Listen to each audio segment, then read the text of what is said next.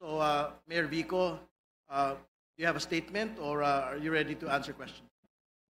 Mr. Chair, to the members of the TRICOM, magandang umaga po. I did not prepare any statement, but however I can help and whatever I can answer to the best of my knowledge, I'm here at your disposal, sir. I think very important, Mayor Vico, to be able to state for the record. Of course, the Discayas have been operating in Pasig City for the longest time. No? Do you have information as to how they had operated in the city as city contractors? And second, whether you had been able to monitor their rise as top contractors as far back as the Aquino administration to date?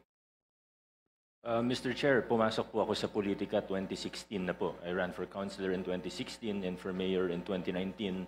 Pagpasok ko sa politika, medyo kilala na po sila, mga Diskaya, lalo na yung construction firm nila na St. Gerard Construction. Na ito na nga po yung ginamit rin nila na para bang political party na rin, lalo na noong 2025 na halalan, itong nakaraang halalan. Marami pong kwento, hindi ko po alam kung ako po yung nararapat na magkwento po rito sa TRICOM sapagkat yung iba, wala naman po akong personal knowledge. So I would like to, with respect to the committees, I would refrain from saying anything beyond my direct and personal knowledge. What I can say is that they have 9 construction firms that we have seen now in the news, the 9 calling card companies of the spouses Diskaya, where they have used dummies, where they have become huge contractors, and all of these 9 companies are based in Pasig. Practically all of these companies have tax deficiencies, probably with the BIR as well, but definitely with the LGU, marami po silang violations. Recently, they have been, Mr. Diskaya has been recently convicted of 2 counts of building code violations. So medyo notorious po ito. Nagsimula sila sa LGU. And again, with regard to the question of the chair, kahit nung mayor na ako, naungontrata pa rin sila sa LGU. Kasi pinapatupad po namin sa Pasig ay strict adherence to the law, which is open and public bidding. So pag nagko-qualify po sila mula 2019, hindi po namin hinaharangan, may mga project po sila sa city government of Pasig. Hindi naman siguro kalakihan na project, pero meron po silang projects with the city and we have observed with the DPWH, palaki ng palaki yung mga project nila. Yung napag-uusapan po ngayon na 31 billion pesos of flood control projects, katunayan, flood control projects pa lang po ito.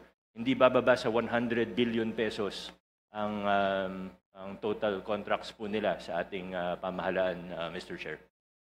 Siguro as a final question before proceeding, Mayor Vico Soto, you mentioned in your Facebook statement that you had seen many inconsistencies, no, in the testimony of the Diskayas. No? So maybe you can intimate to the committee what these particular inconsistencies are. Thank you, Mr. Chair. Marami nga po tayong naobserbahan na you use the term inconsistencies, but I would like to be more direct. Kasinungalingan po talaga. At lantarang kasinungalingan naman po yung mga sinasabi nito. Hindi naman po bago sa kanila ang pagsisinungaling. Naobserbahan na po natin ito on the record and in public very many times. Sabi nga,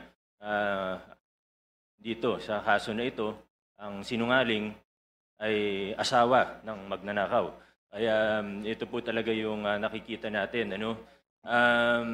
Isang very glaring na kasinungalingan ay yung kahapon po sa statement, sa sworn statement po nila, ay na 2 to 3% lang daw ang kinikita nila sa bawat kontrata. Kahit naman po hindi ka eksperto sa larangan ng construction o engineering, obvious naman po na kasinungalingan ito. Meron pa po, sabi po nila, when Senator Tulfo was questioning them, sabi niya po, minsan daw po, lugi pa daw siya.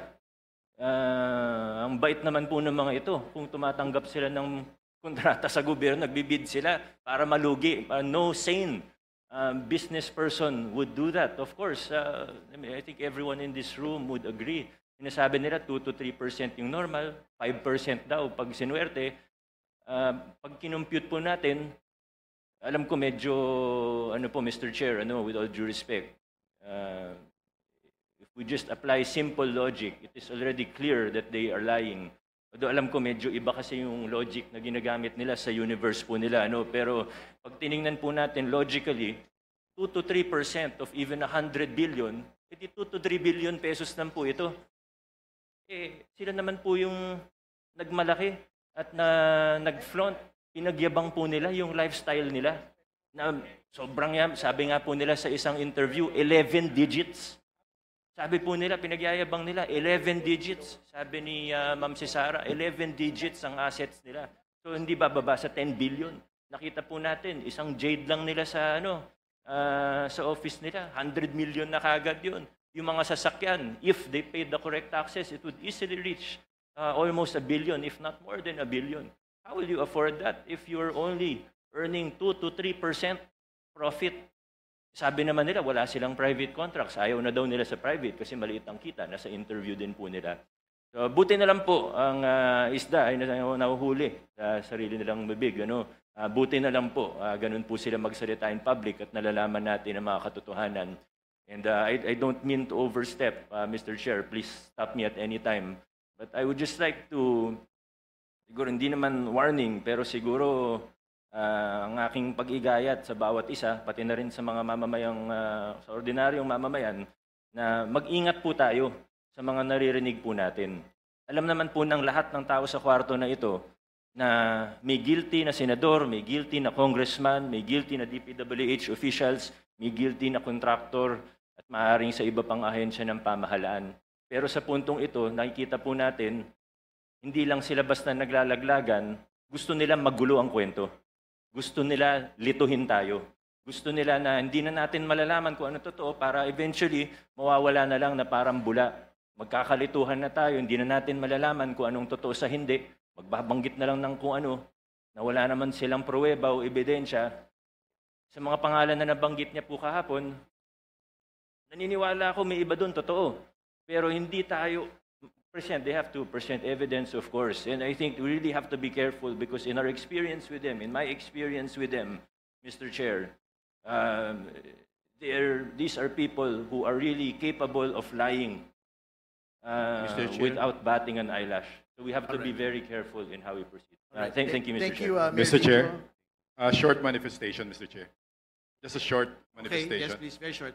Yes, Mayor Vico Soto mentioned about the taxes, the deficiencies.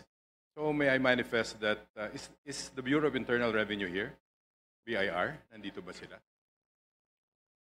We will check if they are here. Well, Are they here? anyway, I would like to manifest to this committee to investigate the tax deficiencies of the companies and likewise to furnish copies of this committee and likewise the local government of Pasig so they can review the tax deficiencies of these companies. Thank you, Mr. Chair.